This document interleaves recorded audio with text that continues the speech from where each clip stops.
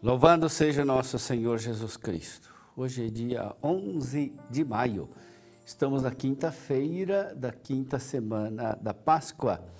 A leitura é de Atos dos Apóstolos, capítulo 15, versículos de 7 a 21. Naqueles dias, depois de longa discussão, Pedro levantou-se e falou aos apóstolos e anciãos.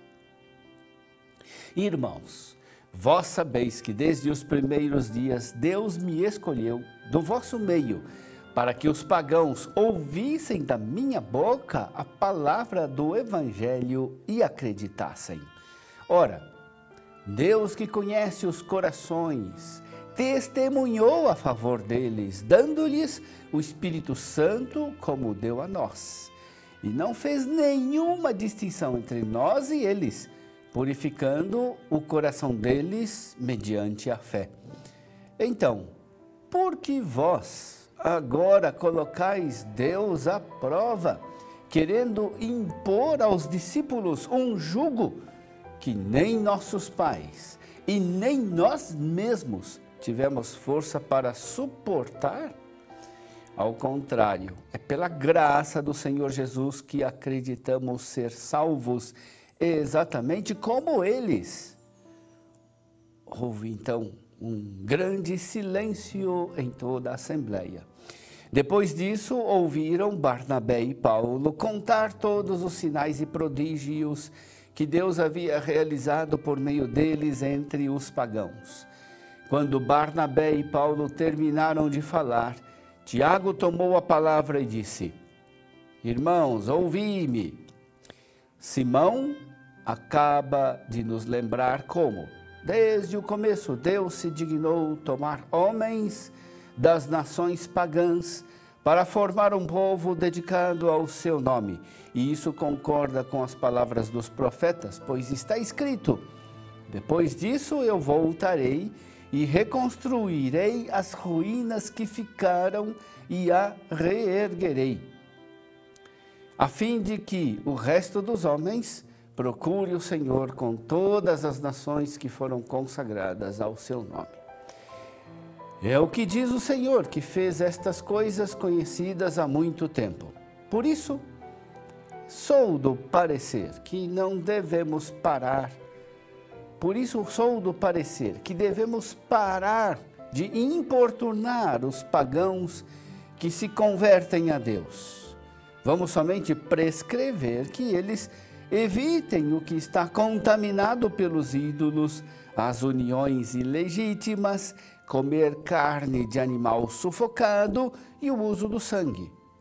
Com efeito, desde os tempos antigos em cada cidade, Moisés tem os seus pregadores que o leem todos os sábados nas sinagogas.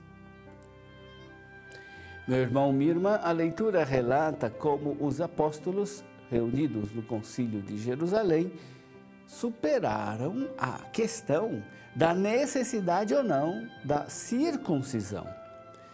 Conforme os Atos dos Apóstolos, alguns ex-discípulos dos fariseus tinham se convertido ao cristianismo e eles começaram a semear perturbação com o seu ensinamento sobre a necessidade da circuncisão e da submissão à lei judaica para serem cristãos. Embora estes tivessem aceitado a fé cristã, eles não tinham renunciado aos seus princípios religiosos e também não estavam dispostos a fazê-lo. A posição deles era de que, para seguir o Evangelho, era preciso também observar a lei. Paulo, no entanto, defendeu outra posição. Em vez de acumular Evangelho e lei, era preciso optar pelo Evangelho. Ele defendia que a aceitação da circuncisão significava a exclusão de Cristo e da salvação por ele realizada. A lei foi boa, porque conduziu a Cristo.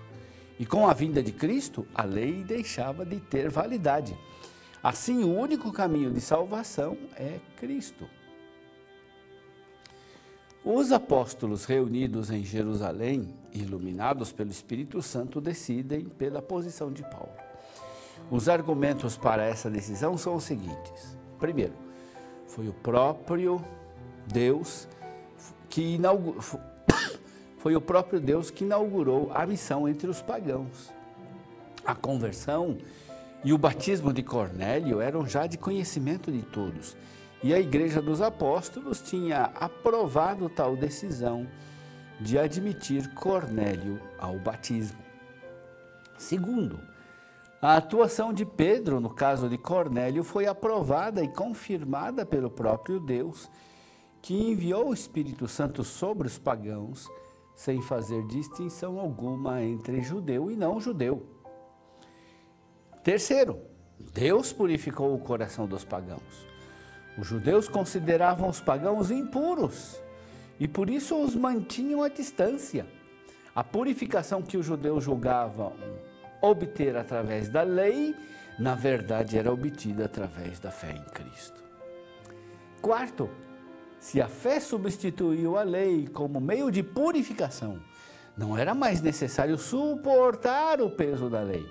Se nem os judeus eram capazes de observar toda a lei, por que impor esse peso aos pagãos?